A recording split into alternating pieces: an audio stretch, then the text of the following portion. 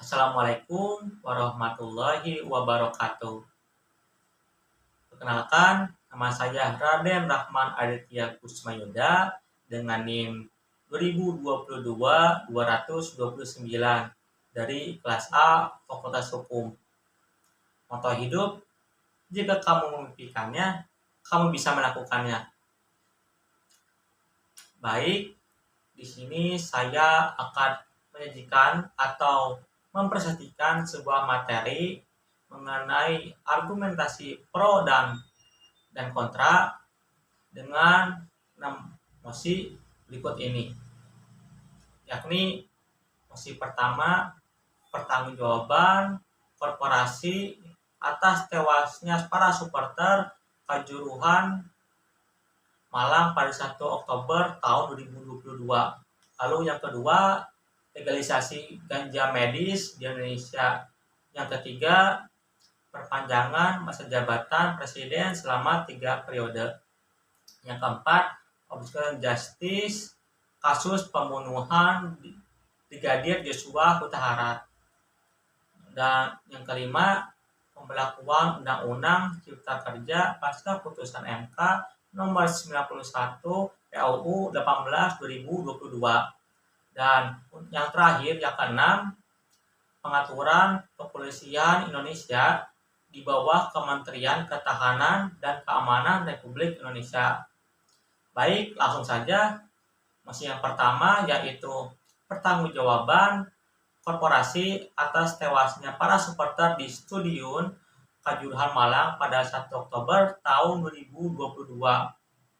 Argumentasi pro mengatakan sudah semestinya pihak korporasi PT Liga Indonesia Baru bertanggung jawab atas tewasnya para supporter karena sebagai pelaksana dalam liga tersebut dengan mengganti rugi pada pihak keluarga korban. Dan untuk kontra mengatakan menurut saya pihak yang harus bertanggung jawab yaitu pihak kepolisian, karena pihak kepolisian mengakibatkan hingga timbul terjadinya korban tewas. Jadi pihak korporasi tidak harus bertanggung jawab. Baik, lalu mosi yang kedua, legalisasi ganja medis Indonesia. Argumen pro mengatakan akan bagus bila Indonesia melegalisasikan ganja untuk medis. Karena bila digunakan dengan baik atau positif, ganja dapat menyembuhkan berbagai penyakit.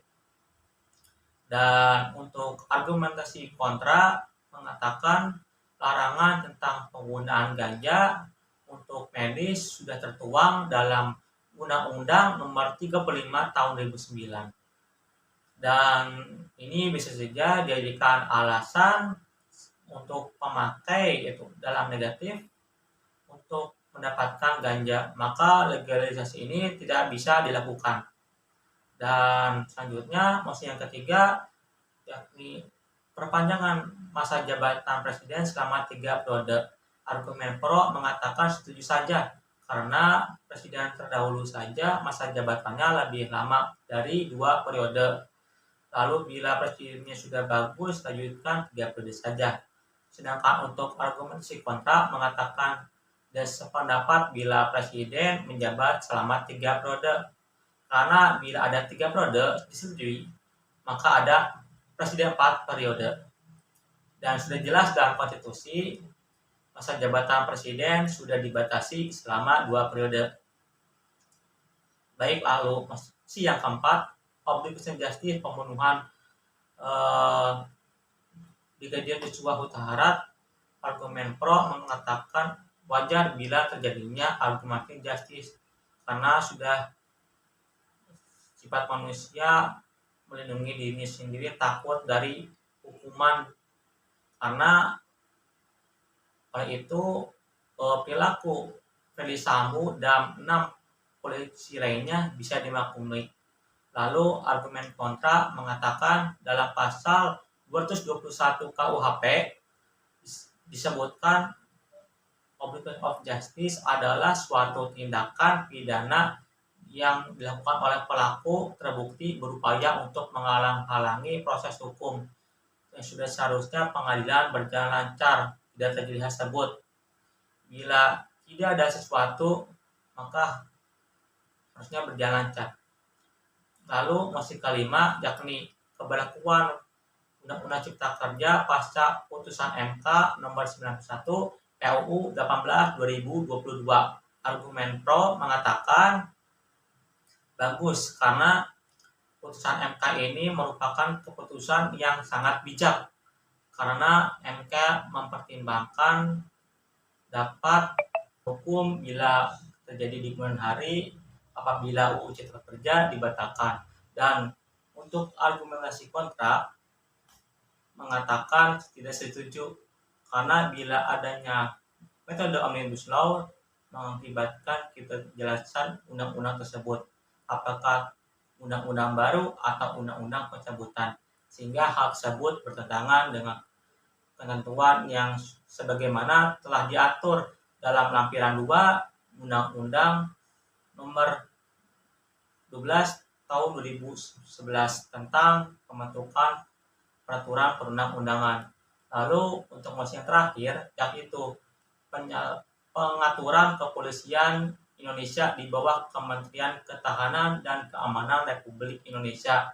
Argumen pro mengatakan setuju karena bila kepolisian ada di bawah kementerian maka satu beban dapat dikurangi, yaitu dalam perencanaan.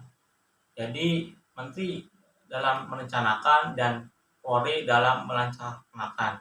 Dan lalu tugas presiden jadi ringan karena tidak langsung direcoki oleh Polri.